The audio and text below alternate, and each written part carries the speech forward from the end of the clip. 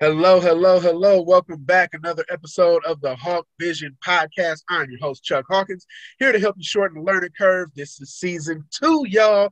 We're going to turn up the heat. Absolute rock stars and visionaries only. Make sure that you like, share, and subscribe across all your social media platforms, especially here at YouTube, because that's what visionaries do.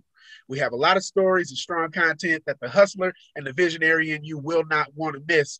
This week's visionary is someone that I am so excited to connect with, not only because our professional backgrounds run, kind of parallel, but also because of how highly recommended she came from one of my most influential guests of all time. That being said, our special guest this week is literally a supernova in the entrepreneurship world. She is one of my mentors. She's what one of my mentors used to call a four-checker, right? So she's an author, a brand strategist, a two-time founder of online business communities with well over 30,000 members strong. She's also a healthcare professional. Now, when you talk about the best of both worlds, we're talking about someone that has done exactly what we aim to teach here at the Hawk Vision Podcast. She found a job that she loves, figured out how to get paid the absolute most to do it. And on top of that, she's launched a growing business that can only be described at this point as a full-on enterprise. This week's game changer, this week's visionary, none other than Meisha Amia. Welcome to the show. Hey, thanks for having me. Excited. Absolutely. Listen, I can't, you already know, we've been talking. I'm so excited to have you on so we can talk this good healthcare hustle. Right. It's going to be great.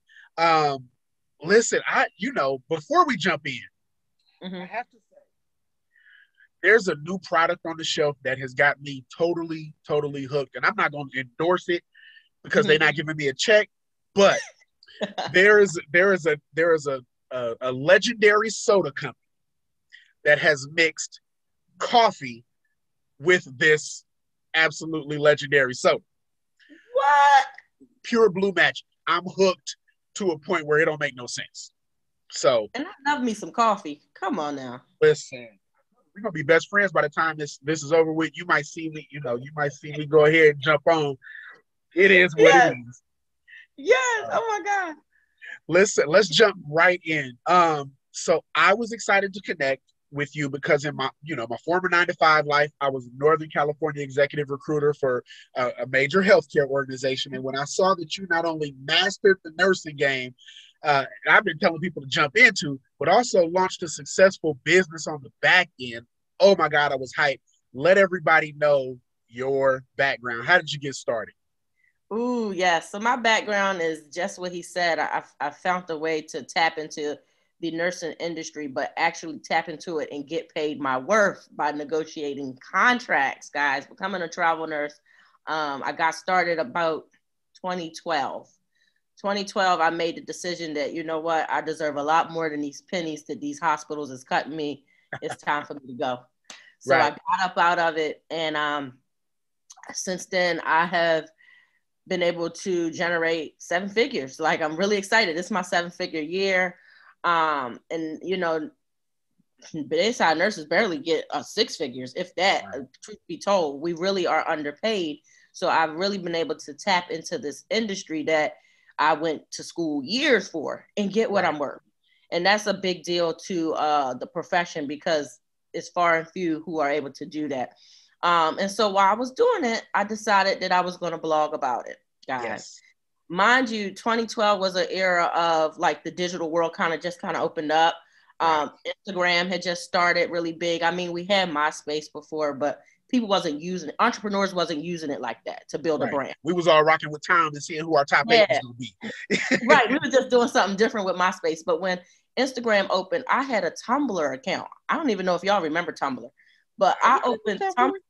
I opened Tumblr to blog my travel nurse life. I had a blog page all decked out, branded to become this branded travel nurse to be known as the bedside boss. So I Okay. told my story on Tumblr and I made my way to Instagram. That was the game changer.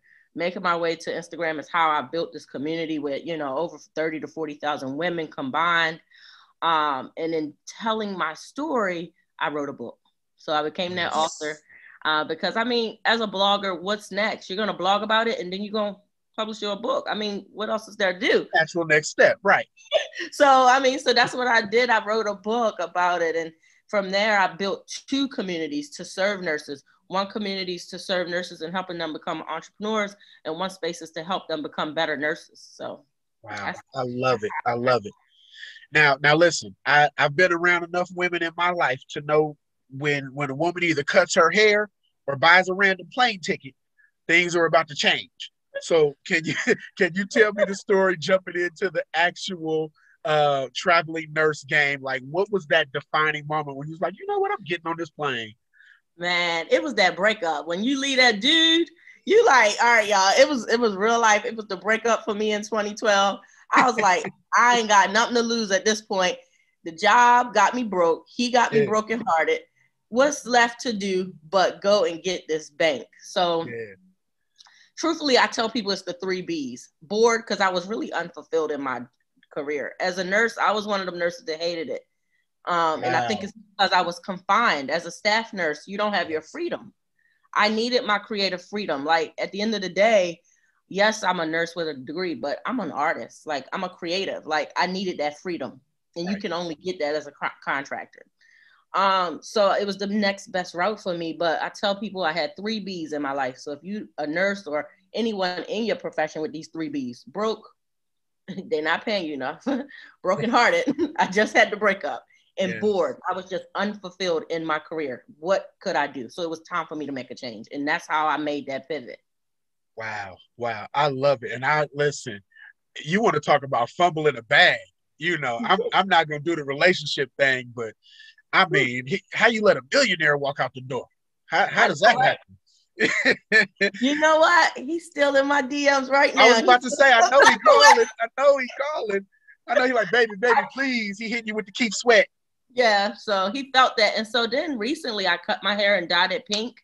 That was honestly like you said, a woman's changing her life when she cut her hair off or she get a plane ticket. Yeah, So I actually cut my hair off, y'all, because I needed it to be symbolic of starting a new journey without my grandmother. My grandmother helped raise me. She passed away last year. Yeah, last year she passed away. right. And I made a decision that I was going on, on with my life. And it's been very peaceful, but I just wanted this symbolic change of a new beginning. And I this is love. it. Well, that's strong. Mm-hmm. You definitely have my prayers for that. So Thank this is. I was gonna save this question for later, but you started talking about the staff nurse part, and so can we talk about the benefits, the pros and cons between a staff nurse and a contractor? Like, is the benefits that you miss out on, the different flexibility and hours and shifts and departments? How does that look? So the major difference between the staff nurse and the travel nurse is really politics, truth Hmm, be told. okay. It's politics because just like with any other profession, I'm sure y'all know, politics is in every industry. Yes. And it can honestly weigh down the morale of you doing what you love because the politics can just get in the way of it. Yeah. Well, as a contractor, you don't have that on your back as much. So the goal is to get the freedom you want and to not be in that box, to not feel like you're in a cage where you don't have freedom. Like, truthfully, what is wealth without freedom? I don't care how much money you think you're making. If you don't have freedom, you ain't got wealth. And that's what made me want out of it. Like, and that's one of the major differences is politics. Another major difference is mindset. Truth be told, is Let's go. mindset. It's all mindset because that staff nurse who feel like she need that hospital, she need to be working for them. She can thrive independently as a contractor. She can thrive, negotiating contracts, but it's her mindset that telling her she can't. That So she's stuck. she's got to get past that mindset that she's not capable of creating her own life as a nurse. She got to get out of that and So the, get the the benefits too. That's another thing. yeah, yeah, So many staff nurses say, I can't do that. I need my benefits. What you right. think I'm over here doing? I got benefits too. It's called individual plans. You go out here and you make your opportunity. That's what entrepreneurs do. Absolutely, absolutely. So the devil's advocate, right, would be, Mhm. it's easier to do when you don't have, the husband at home, the boyfriend at home, and all that. So Right. how do you deal with that when you're teaching others how to do what you do, and they're saying, but my baby's at home, my son, my daughter, and then my man, he want me at home. That's How do you that's do that? huge. That's so huge. So that's another hiccup that we always get. Well, I got kids. Truth be told, if we was really to run the numbers, which I have not, there's more travel nurses with children and families than they are without them.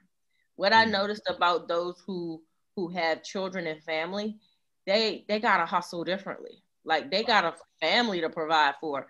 So what I'm finding, what I tell people with children or families, like you can't get nothing done if you full of excuses. Like it's all a mindset thing. Where there's a will, there's a way. You've got to be willing to create the path for you that will work for you. Now that may mean you not travel as far because you need to be close to your family. That may mean you negotiate a set schedule so that you can go home every weekend. That may mean you negotiate, you know, a bigger housing so that your family can come with you. But it's all about the mindset of creating it. Like I tell people, don't let excuses keep you stuck. Yeah. Create the solution. Create the solution. Like, where's the medium in this? Like, for you to make it work. If kids is an issue, look at the support systems that you have around you that can help you in that journey, right? If Yes. your spouse is an issue, look at the scheduling that you guys can come up with together on your both of your jobs to make it work so that you guys can still be connected and together. There's Yeah. got, but it's either you want this bag or you want these excuses. There, listen, I will say that I am a fan of all bags. Like Right. I want the checks to Like, come in, but I'm also say I have yeah, four daughters, and right. my oldest is out of the house. My oldest two are out of the house, and as long as I've been a father, I'm still not qualified to watch my kids. Like I can, as long as they're not bleeding or Right. dying, like they good. But we parent a little bit different. But I hear you on the flexibility. I think that it's important for someone who has a creative itch to make sure that they're with someone that understands that. And so my Mm-hmm. dad used to say, matter of fact, both of my parents used to say, don't marry a dreamer unless you're ready to go along that ride, you know? Yeah, it's, it's So it's true. And I agree with that, which is why honestly I'm still single because my dad, now I'm a daddy's girl. My dad is always telling me, girl, nobody gonna put you spoiled. I am. I'm yes, spoiled. And I'm a daddy's girl. It's just what it is. And I'm a creative. Like I want my freedom, my lifestyle. And so my dad's like, look, you ain't even ready for that life. And he's probably right. He's right. I know he's right. yeah, But what I tend to find is those nurses who don't have that creative, that dreamer in them, they're okay with being complacent at a 9 to 5 that does not give them that freedom. yeah, And they're so it's just all about creating a life that you love yeah, and making sure that you and your partner and your family is all on one accord. You don't have to fly out thousands of miles to make money. That's a yeah. big myth. Like people who are travel nurses with families, they may take an hour away from their house or 2 hours and still get a good contract. So that was going to be my question, because the first time I was introduced to my mom's a nurse and she has been for over 30 years. The first time I was introduced to the idea of a travel nurse, I was really, really young, and there was a lady that was from Mississippi and she was working out in Oakland. And so I was Mm, like, how she got an Escalade in Oakland and she lived in Mississippi? This is back when Escalades was brand new. And so I started putting two and two together, and I was like, oh, okay, that's a different kind of hustle. But what is step one? How do you branch out? Let's say there's somebody watching this right now. They've just graduated nursing school, and of course, that's competitive on its own to get into and out of. You get your yes. first job at the hospital, and they're 6 months in, a year in, and now they're like they got that first raise that was 3%, right? Yes. And it's yeah, Trash. exactly, the eye roll, tragic.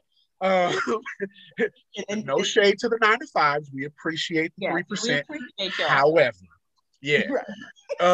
So they get that 3%, and now they're like, you know what, Meisha, please teach me. What is step one? How do Step you get into it? Step one, after you get your first raise that pisses you off, step one is to definitely start with looking at the locations you're willing to go. Honestly, we got to start with location. And that's what I tell people, because nurses will inbox me in a minute and say, hey, what's your agency? I'm trying to do that. Yes. That's not even the question. The true question is, how far are you willing to go get the bag? That's the first question. And that's going to be situational based, because what people don't realize is, nurses don't realize this, most of the agencies are specific to certain locations. So they may tell you we have jobs all over the nation, but there's truthfully a dominant space that they really dominate. Right. And you need to know that. So you need to know what agency you're going to go with based on where you're trying to travel. And another thing is, what type of contract do you want? And that's another lesson in itself, because there's traditional 13-week contracts, but then there's also special case contracts that may be 8 weeks, 4 weeks. And these are typically your rapid response and your disaster contracts, which is pretty much what's out here right now. I was about to say, with COVID, that's pretty much predominant. That's where we've been at right now. Like, everything's been a crisis rate. So a crisis contract. So that's where you need to start. Start by saying, where do you want to go? And making sure you are skilled enough to do it. Because remember, you just got your 1 year and your 3% raise, but are you really sharp enough to handle being thrown out and doing the work? Because we don't get a preceptor, we don't get orientation. We show up, we do our job because we're competent. So you need a strong skill set, and you need to know where you want to go. So I don't know about everywhere, but in California, there's like a really heavy union presence. Can you discuss your experience around the pros and cons that a traveling nurse can expect when she enters that union environment? Because the union can be catty on its own, and then, you know, the work dynamics of the unit and all that. Truthful, the big boys that you know about, because we talked about this, those type of facilities. Yeah, and we ain't gonna say their name. We ain't gonna say none of the we ain't gonna say their name, but he know what I'm talking about. Yeah, he know what I'm talking about when I say the big boys. But a lot of the big boy union friendly facilities like that, they are not going to be what you call travel friendly. You're going to get the worst of the worst, meaning you're going to float the most. You're going to not get canceled. You're not going to get the privileges that they give their union staff, which is expected. I mean, hey. But some travel nurses love those type of places. So it's honestly, it's interesting to me, because I got some friends who are diehard fans for them. Like, they be like, no, I want my contracts with them. For one thing, they know guaranteed they're going to get all their money, because they're not going to cancel them. They're not going to cancel them. They're going to keep them. They're going to work them to death. And they staff, union members, going to be sitting back drinking that coffee you sipping. Very much so. That's a different finesse on its own. It's a different finesse. And I'm a bit of the opposite. I'm seasoned. I'm a bit much of an OG. I don't work hard for money. So I'm not going there. It's a no for me. It's a no for me. But been there, done that. Yeah, I'm like, no, I've done that. I worked hard all of these years. I'm done doing that. So, but it's all about preference, really. How do you want it? How do you want to get it? And I think that's what's so beautiful about it, is nurses actually got a choice. This is a freedom space that we don't often have. Yeah. Like, you got a choice to say, I want to go to them big boy union facilities, or no, I don't want to do it. That's not my cup of tea. Now, the advantage of, being at those union facilities, most of them, their staff is way more friendlier because they're happy. I mean, they're spoiled people. Right. You go to places where and there's no threat that you're taking the job either. Right. It's no threat, because they're union protected. So they're actually, they're good. It's a good environment. It's a good work environment. But just the politics of you being a traveler, you're going to work harder. You're going to come into some stipulations that are just their policy because you're a travel nurse. So it's like, you got to deal with politics when it comes with going to those type of facilities that have unions in place. Is it better to be a general, I don't know the words that I want to use, but is it better to be a general type of nurse than to have, let's say, oncology or urgent care? What's the best setup to have in terms of specialty? You want to be marketable. Bottom line, you want to be able to close that deal. Like, I can guarantee, no matter who I talk to on any phone interview for a contract, I'm going to negotiate that contract and I'm going to close that deal and I'm going to get it. Simply because my resume is marketable. Gotcha. So what I tell nurses is you want to have a specialty. Like the rule is, oh, you got to do med surge. Like med surge is what we call Yes. foundation nursing. For those of you who don't know, med surge is the foundation specialty. It's what they teach you in nursing school, and we hate it, right? But and so when we get out of nursing school, we like, I ain't doing med surge. That was horrible. Right. But they tell you, oh, you need to do it. It'll make you a strong nurse. Da da da da. My motto is, if you want to be marketable and you know you want to be a travel nurse, do it. And here's the example. I'm a labor and delivery nurse. I've been delivering babies for 7 years, y'all. Nice. In this pandemic of all seasons, right? I started off med surge and chemotherapy provider. I'm also that. So look how marketable I am. Right. Because I was in the trenches in my resume, it makes me marketable. Now that the disaster happened, guess who won all their deals? Me, because I'm marketable. Right. Regardless of me being a labor and delivery nurse, they see that I done touched in the chemotherapy, oncology, right. And I've done med surge, and I've done brain and spine units, and like I've done all of that critical stuff that we're seeing right now in the pandemic.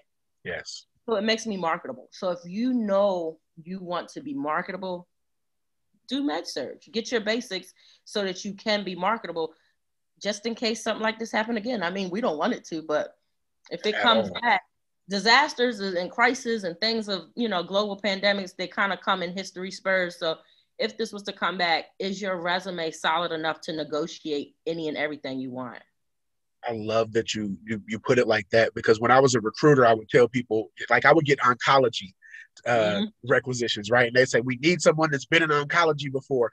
And, as a recruiter, I'm like, okay, I get it. You want somebody that's empathetic and that can deal with, those type of conversations, but you can only draft so many running backs from the same college, right? So at some point, leaders and managers need to be able to teach and coach. And a hospital is the one environment where you really don't, depending on the hospital you work at, you really don't have time to teach people, because you got to keep the wheel rolling, right? You got to keep the rooms turning over. You got to get housekeeping in there to, turn the bed over. Like, so how does that work when you have a specific, let's say you've been med surge or you've been L&D, and now you have, you're trying to get into different departments and be marketable so that you can live this nice, travel nurse life that Meisha's living. How do you break into a different unit? So how you break in a unit, y'all, is super strategic. As a contractor, right? Let's say you started being a travel nurse and you was a med surge nurse. Yes. Like I was an oncology nurse. The facility I worked at as an oncology nurse, I started applying for their labor and delivery jobs because I'm already there. Right. So so what you're gonna have to do is you're gonna have to go in-house. This is the way you're gonna have to go through the back door to get this tapped in on your resume. So right. I had to go through the back door, actually, connect with the HR, let them know I apply for this position. I'm a travel nurse here on another unit. I seen y'all had an opening, put me in. They put me in. The gag is they probably thought I wanted to be there forever. Little did they know. I just wanted it on my resume. So I got that skill set on my resume, maybe about, I think 8 months I did, or a year. I did a year. So I camped out for a year there. And while I was working there for a year, I was still doing local contracts in the other specialty, so that I could still keep my contracts going while I was doing that. When that 1 year came, I gave them a resignation letter so damn fast, and I got to the contracts, y'all, on labor and delivery. And because in that space, labor and delivery was a gold mine. Like, to get labor and delivery contracts is high ticket money, high negotiations. As well as your OR, always been a high ticket, ER, ICU, of course. And now in the plot twist is, right now, the lower end of negotiations is L&D. The highest end right now is med surge and ICU. Wow, so full circle. Full circle. So you never know how the tables are going to turn. This is why I say be marketable. It's so many L&D nurses who we're used to making a lot of money, like right now, but they can't negotiate it right now because the budgeting for travel contracts have shifted to be med surge and ICU because of COVID. Got it. So that's what happens. But you go through the back door, guys, while you're on those contracts. If you like the facility and the vibe you're getting, just see if you can actually fall back to level up. And by that, I mean humbling yourself enough to go through the back door as staff again, because you will become a staff member. Mind you, you got to reverse the mindset. The goal is to get what you want out the deal. Yes. Like, get what you want out the deal. As honest, it was a hard pivot for me because I was a travel nurse and I had to go staff to get that experience. I had to humble myself. But the bigger reward was in store later when I was able to negotiate $30,000 and $40,000 a month contracts because I had L&D experience. Listen, I might go to school. We could do 30, 40 a month. Yeah, I might enroll. Real life negotiations changed so much after I got that experience. Whereas before I could barely pay my light bill because I had to go to that salary to get that experience. So that's why I tell you guys to humble yourself and know that you're falling back to level up. Because the goal love it.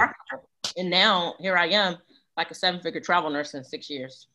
I love how strategic you are. And I think, let's be honest, right? Entrepreneurship is not for everybody. But what I love is that you've approached this and you've already mapped out, what the game plan is. Once you decided that travel nursing was going to be your thing, you said, okay, look, I may have to jump into a hospital and stay there a little bit longer than I want to, put down some temporary roots so that I can have XYZ on my resume. And then I can, level up and now I can go to, 5, 10 different places because more doors open. You were an early adapter to Instagram, and a recent guest that I had, Ashley Watkins, who's a coach, she spoke to this as well. But how important was it to build that community as an entrepreneur? Ooh, super important, because if you don't have a community, you don't have a tribe that will speak on your behalf. Like a lot of entrepreneurs, they want to go hire ambassadors. They look for affiliate team members. They look for so many other things. But when you build a community, you ain't got to do that. Your community is going to let them know that you are legit, that you are valuable, that you are life-changing. Your community will go through the trenches with you.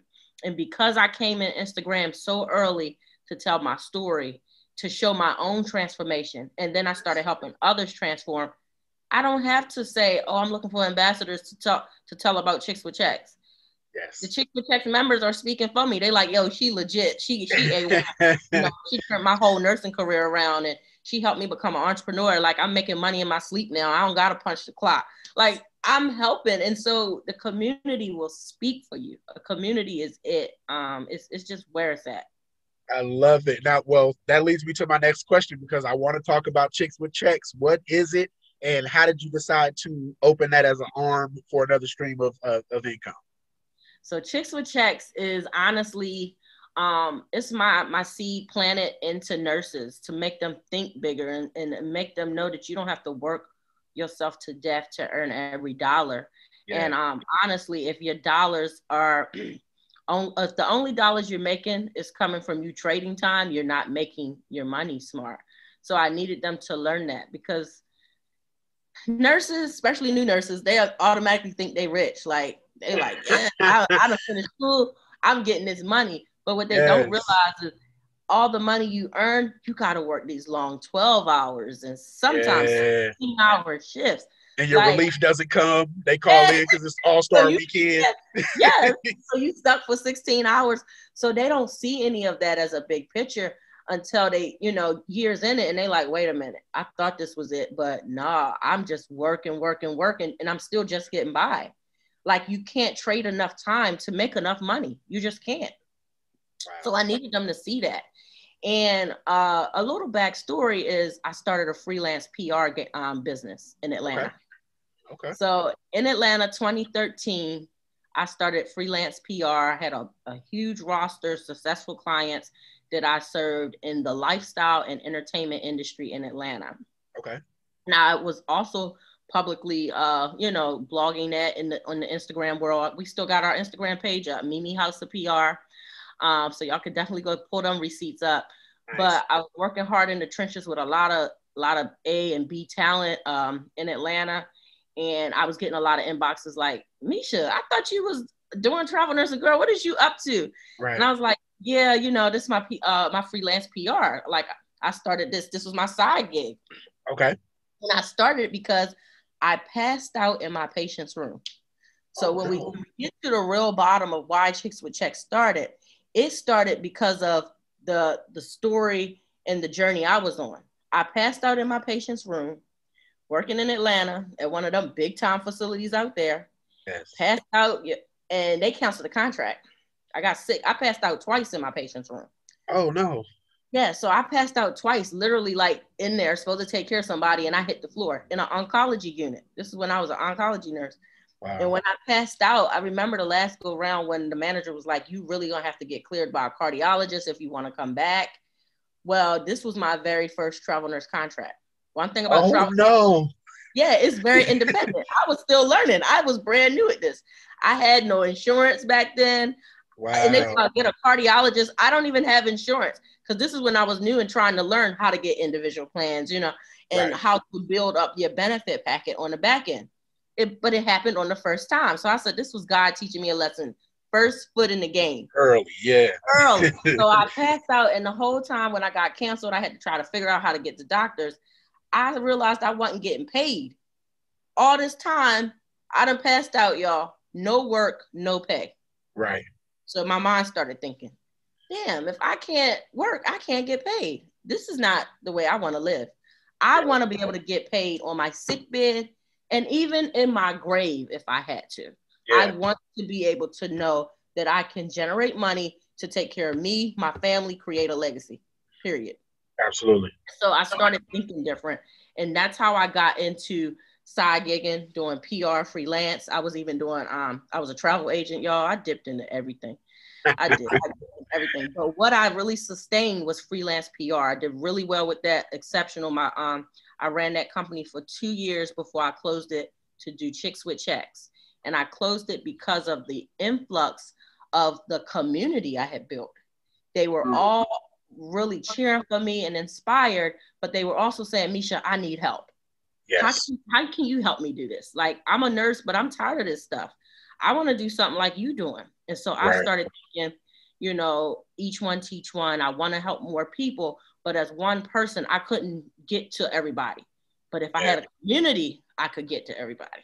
That's Absolutely. when I started Chicks with Checks to be a business resource anchor to help nurses make money online and make money off the clock, teaching them about passive income. I love it. I love it. Ain't nothing better than passive income. And I think, No, to your point, there's the one thing that there's no college, there's no course, there's no school for is teaching people how to play politics at work.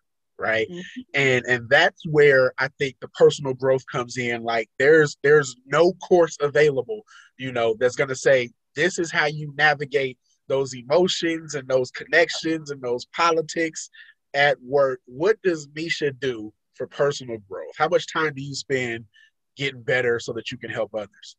What I do, I had to really reshift. I used to be a reader, but Okay. nursing school made me hate books. I ain't gonna lie.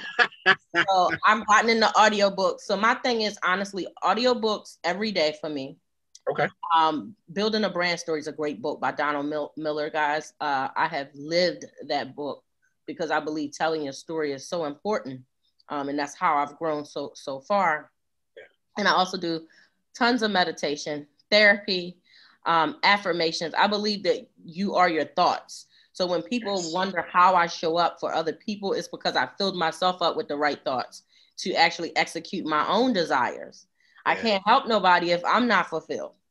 And I can't help nobody if I'm not at peace and I'm not happy and I'm not whole. So I think that what most people miss when they say, I want to help people or I like helping people too, but they can't seem to get it going because they have not served themselves enough. Yeah.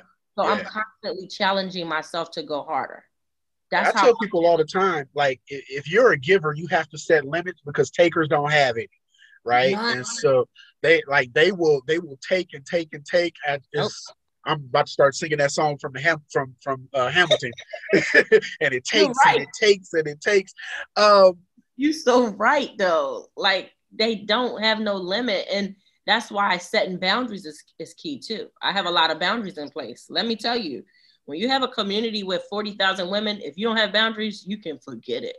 Listen, I learned the boundaries because after the intro, I was like, let me hit both DMs and make sure she know that I was referred just so that, I'm glad you did, because the boundaries definitely started in the DM for me, because it became overwhelming. Like, and yeah, people be like, "Oh my God, didn't you see I messaged you?"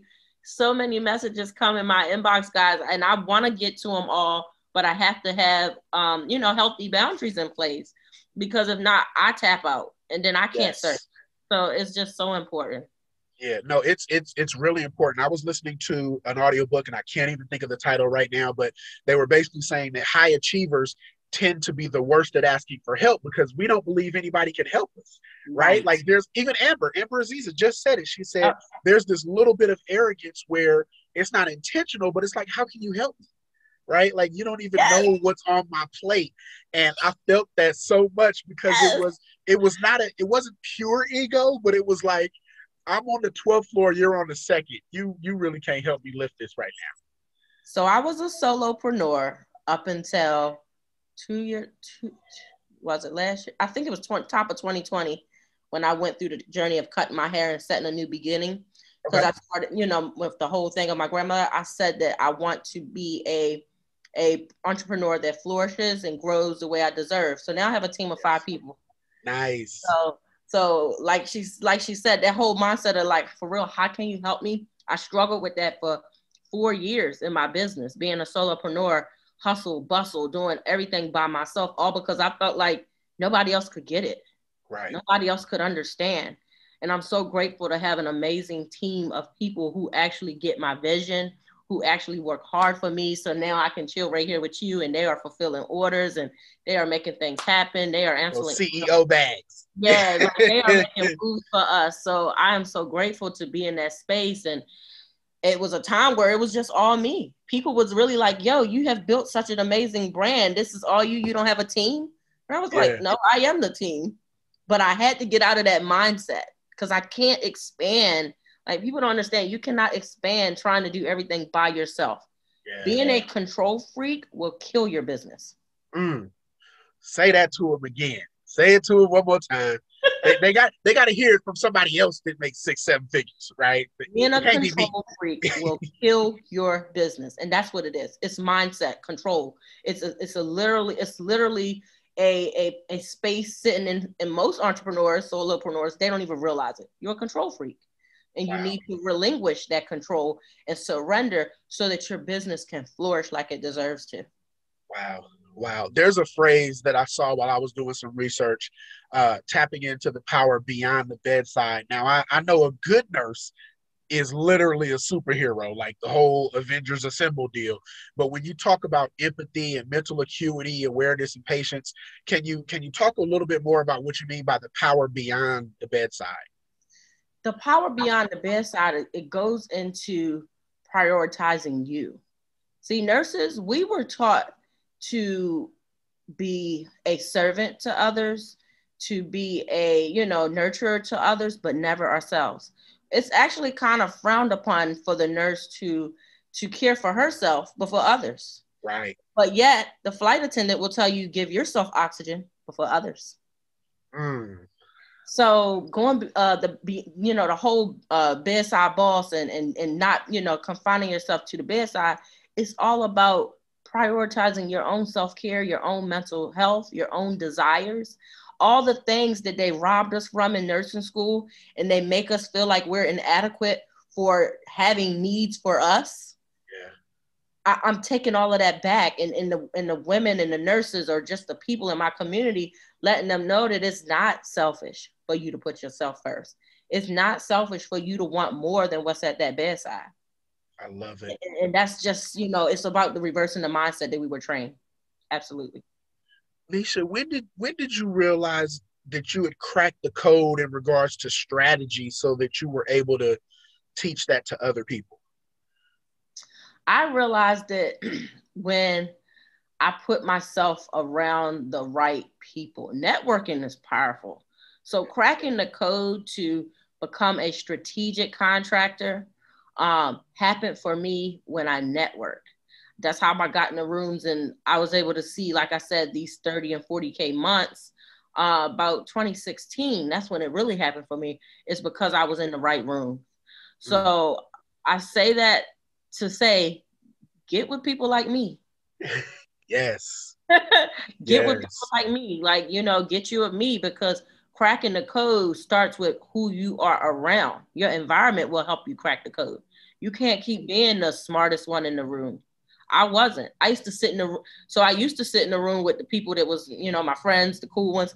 Then I started sitting in the room with the old Susan. Susan had been a travel nurse for 30 years. She taught Yes. me so much stuff. I'm like, whoa, you got to sit in the room with the right people. You can't crack this code by yourself. Wow. I love that you said that, because I think most people, it happens when you have a 9 to 5 that you end up having your work friends, right? Your work group. And you have the group, I've been around enough nurses. You have the group that you do your walk with, you have the group that you do your lunch with, and then you have your happy hour group. But when did it click? How does it look when you said, you know what? I want to make more money than everybody I'm around. Let's be honest, right? I want to make more money than everybody I'm around, and I need to talk to blank. How did that look for you? What was that process? That process more so happened, y'all, when I got into some IRS tax trouble. Let me tell you, because nothing sets you straight like the IRS. And in this industry, once again, like I said, contracting is very independent. It's a self-learning industry. It's entrepreneurship. Right. So I did not know. And I think it was 2015, I got in like a bad audit with my taxes. Something happened wrong with the travel nurse tax. And I was like, oh shit, I can't go through this. Excuse my French, y'all. I can't go through this. But I'm like, I gotta find somebody to sit with to know what they talk about, because I ain't doing something right. And I don't like giving up my money after I made my money, Right. I need to make sure I'm doing this the right way.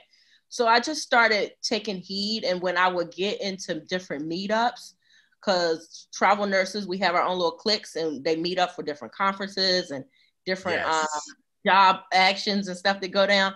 So one of them times, it was a couple of women. They were older Caucasian lady. I remember this. I linked up with her. She's like, yeah, I've been doing this for a while. I can tell you a lot about it. I was like, bet, this is what I need. Yes. So I would be a sponge. I hung out with her for a week. We, lunch, dinner, went to the beach, whatever. But we kicked it. And I just was a sponge. So I think that when you walk into poop, it teaches you lessons. And when I walked into poop, it taught me lessons that I needed to learn more. Because the problem is too, nowadays, people think they know it all. Yeah. You can't tell nobody nothing right now. You got somebody right now, like, she ain't got to tell me nothing about negotiating contracts. I've been doing this. I know what I'm doing. But what they don't realize is I was doing it 2 years wrong, all because I had that mentality that I knew what I was doing.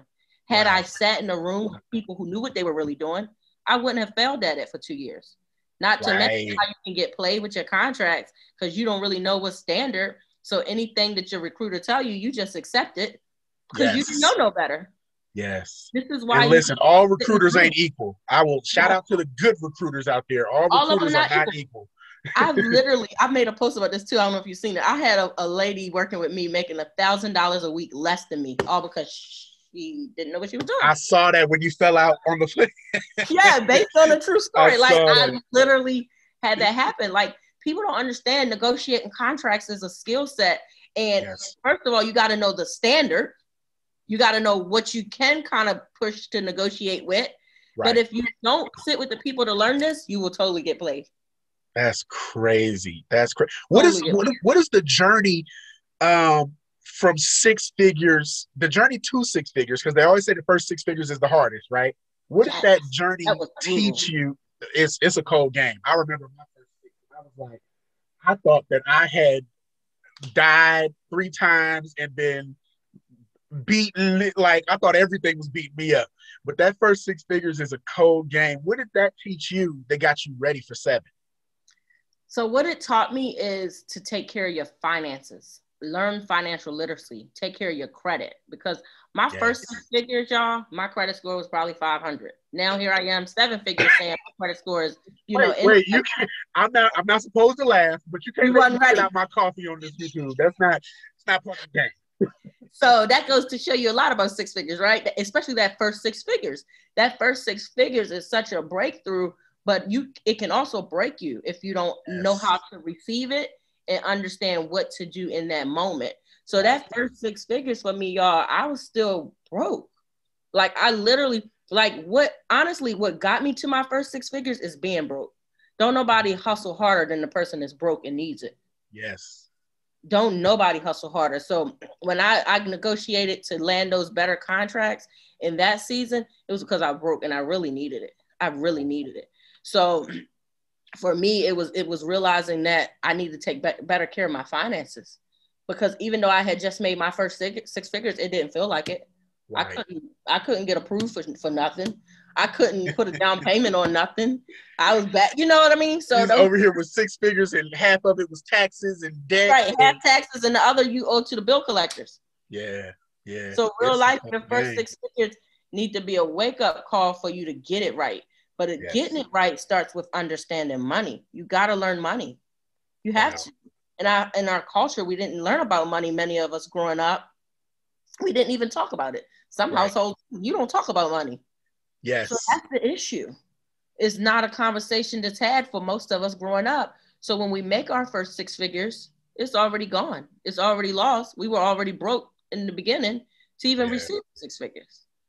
That's So it made me elevate different, because I finally decided then that I was not going to be a paycheck to paycheck person. I was not going to have bad yes. credit. I was not going to be in a debt and having bill collectors and all of this stuff on my report. I got my stuff together. That's what happened after I got those first six figures. I realized this is the time for me to change my financial life. This is it. Because I love it. otherwise, making this money is pointless. Right. Yeah. I tell people all the time, it's not about how much you make, it's about how much you can keep. Yep, Right. Because it's pointless. yeah, you can make all the money in the world, but if it's not working for you and you aren't able to multiply it, you are doing Yep, something wrong. you're doing it wrong. And that's exactly the shift that I had. And then honestly, in order for me to get to the seven-figure journey in Mark, it required me to negotiate harder. The first half of my negotiating career, I wasn't negotiating harder, and I was more so settling with what was safe, which was traditional contracts, 13-week contracts. Now Okay. I don't do a 13-week contract. It has no interest in me. I'm going for the big boys now. So I when you love think it. about a seven-figure travel nurse, just know she went for all the big boy stuff. She She did went not for it. settle. She went for the big stuff. I go for all the disasters, the crisis, the special stuff. Like it was a hurricane out in Florida. They drafted nurses for it. So I went and I negotiated my deal on it. Got into that. It was a disaster where a whole computer system shut down at a healthcare system. This was a few years ago in Texas. Okay. I got on that special team. So I jump on special teams. I don't even try to jump on regular stuff anymore, which has allowed me to hit my seven-figure journey way I sooner. love it. You have one of the, you know, podcasts. We're supposed to have favorite guests, right? We're not supposed to, because all the stories are great. You know, we're trying to work towards helping people shorten the learning curve. But I love your story because it's not only what we do here in terms of teaching people how to scale and launch and all that, but it's something that there's so many people in the industry of nursing. There's so many, like the nursing school itself is a big business, right? Yeah. And the competitive nature, you know, just to get into nursing school and survive nursing school. And what I love with that you're doing is you're teaching people that not only can you be successful as a nurse, but there's this whole other exit off the freeway where you can accelerate your retirement plan. And I love that. Exactly. Because I don't work hard anymore. That's what I want nurses to know. This nurse, I might work 6 months out the year and I'm still making multiple six figures, tap my seven-figure year. And I'm like, people think you got to work hard. Like, I need nurses to know that there's an opportunity out here where you don't have to work hard, but you have to learn money. You have to learn money, and you got to make sure your money is working for you. I love it. Talk to me really quickly. We're close to closing.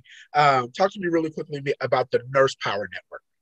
So the Nurse Power Network is a co-founded project. Me and Nicole Thomas, shout out to her, partnered on opening the Nurse Power Network. It originally came out as a event space, honestly. We had the Nurse Power Brunch, the biggest brunch for nurses at the Essence Festival. Oh, wow. Okay. Yeah. So that's how it started. It's really an event space for networking purposes so that nurses can come in a room with like-minded nurses and navigate their way to either advance in their career as leadership and admin roles and things of that nature, education, or advance into nursing entrepreneurship. So we was hosting that every year at the Essence Fest until XYZ happened. And Yes. we have not been able to produce our infamous event, but we are looking forward to bringing it back as soon as possible. So I know that you are able to surge and thrive in crises, right? But how has COVID affected the nurse game in general, outside of stretching people and making people work, super hours and going, stressed out and all that, and the trauma that is associated with it? But how has it affected the nurse game overall? What do you think will change moving forward? Right now, it's changed the game because now more of those staff nurses who were okay with that 3% raise is like, hell no, Right. hell no. I risk death. Yeah. Yeah, hell no. And it's so good. I'm like so liberated in this season. Like, I'm happy to see my nurses are finally catching on. It took a very ugly situation, but many of them are catching on. So now units are pretty much getting hit hard. Like, one unit when I was in Texas, they had 21 resignation letters. One unit, one place, 21 nurses put in their quit notice to leave and do what? Negotiate contracts. They said, you know what? I'm going to go out here and I'm just going to negotiate my own, because what y'all giving me is crumbs. And I'd rather bet on myself than to do this in the pandemic. So have you looked back over your career, Meisha, and said, I the legacy strong. I've been able to help women. What's next? Is Meisha gonna start her own travel nurse agency? Is she what's next? Oh, you good. Oh, how did you know? Listen, visionaries only. Honestly, like, you are in my brain. Shout out to, actually, I have a mentor helping me with that project right now. So crazy. Wow. Yeah, so you're on it. But yes, absolutely. That is the bigger vision for me.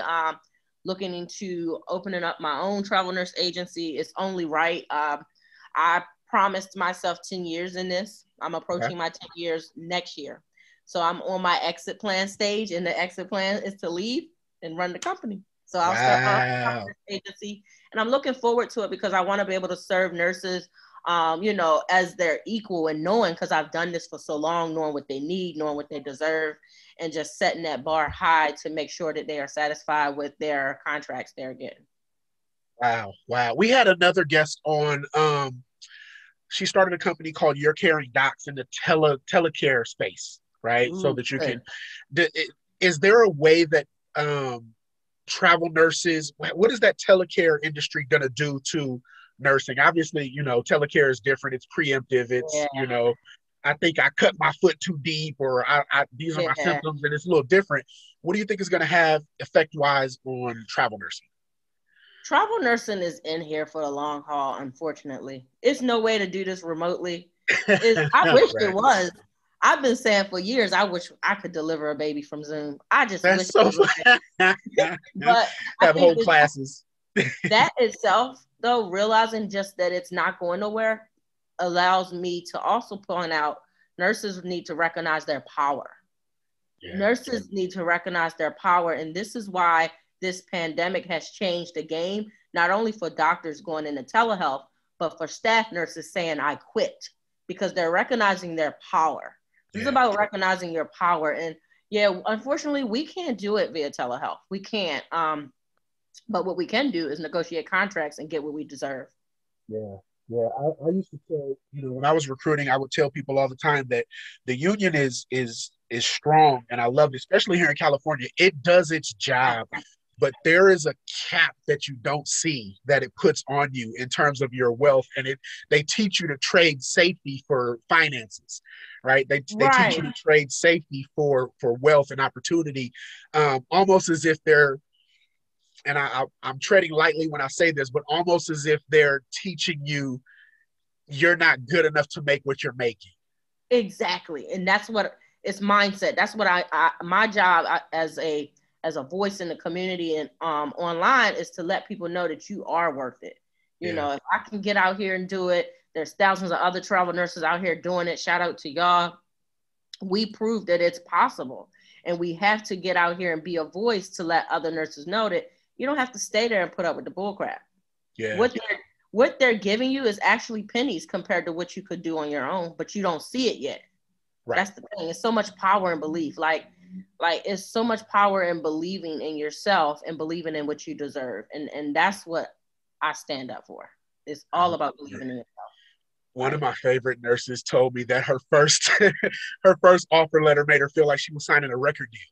And she said, because, coming from nursing school, it was so much money that she didn't trip off of, she could own a label, right? Which is what you're doing, right? And so you get this offer letter and you go from nursing school broke to, $40, $50, $60 an hour. And you're missing that you could own the whole label, right? By doing it the way you do it. So I hope that people connect the dots, man, and learn from you. I do too, because that $25 an hour just ain't sitting right with my soul. But that's the other part, right? I think that the location is relative, because in California, that's what the housekeepers are making, right? $25 an hour. But you go somewhere like Oklahoma or Alabama, the South, Georgia, starting you with $25 an hour. I was so insulted. I was like, oh my God, let me get out of here.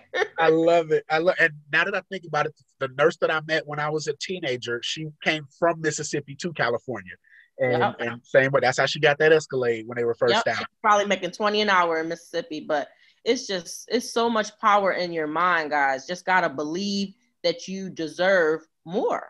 Yes. Like, that's the thing. And I think that for those who think it's impossible, just look at people like me. Like I legit really do this. And it's not a scam. Like, I legit live a life that is worth living, and I'm not overworked. I'm not burnt out. People say, how did you do travel nursing all these years? Because I got what I was worth, and I didn't work myself to death.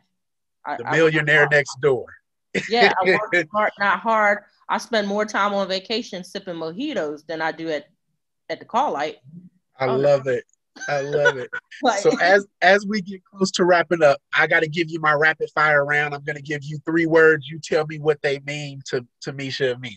The first word is belief. What does that word mean to you? That means mindset. That means actually achieving something that feels impossible, but you believe. That's your faith system. I love it. Strategy. Ooh, that's how you get to the money. A lot of you guys just do stuff. Stop just being busy. You got to be intentional. Strategy to me is being intentional. You want to be intentional about what you're doing in life. I love it. Last word. What does vision mean to Meisha Amia? Vision is spiritual to me. As much as I cut up, y'all, and I got a little bit of a potty mouth, I'm very spiritual, very, very spiritual. And vision honestly comes from the voice of God. I tell people all the time, my journey, my vision, everything, God just plants it in me. I am just a servant and being obedient to his word. But his visions that he gives to me, they are truly the assignment that he put for me. Like, vision is a spiritual space for me. Like, it's absolutely things that I have not seen, heard, or imagined without him. Wow. Thank you so much for spending some time with us today. I have to ask,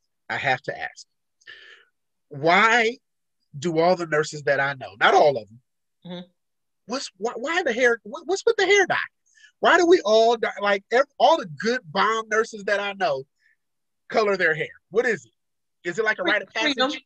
I think it's freedom. I'm telling you, we're trying to break out of jail. I'm trying to free the people like Harriet. I'm trying to free my people and let them know that they do not have to live in bondage. They can be free to express themselves and live a life worth living. I love it. The hair color is a beacon. You follow me this way. It's a beat that, I'm free to do me. I love it.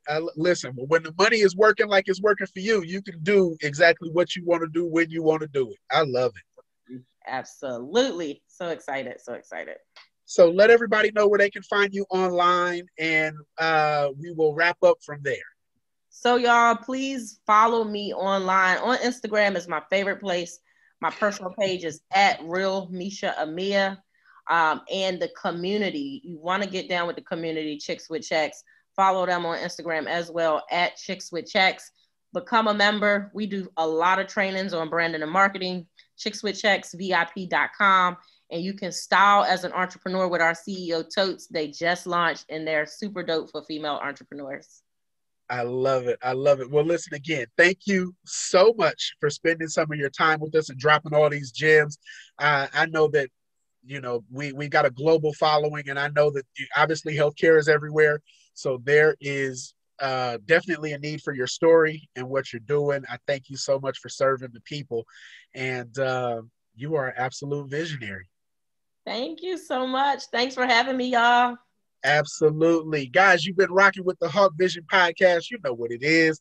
Listen, like, share, subscribe with other visionaries just like you. We will either see you at the top or from the top. And remember, no miracles happen without somebody doing something.